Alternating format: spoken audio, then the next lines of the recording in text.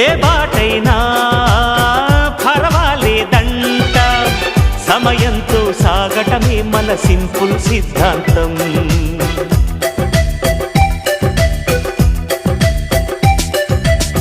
చిరుగాలికి పరిమళమిచ్చే సిరిమల్లెల వనమై ఉందాం, గగనాన్ని నేలను కలిపే హరివిల్లుల వంతెన అవుదాం.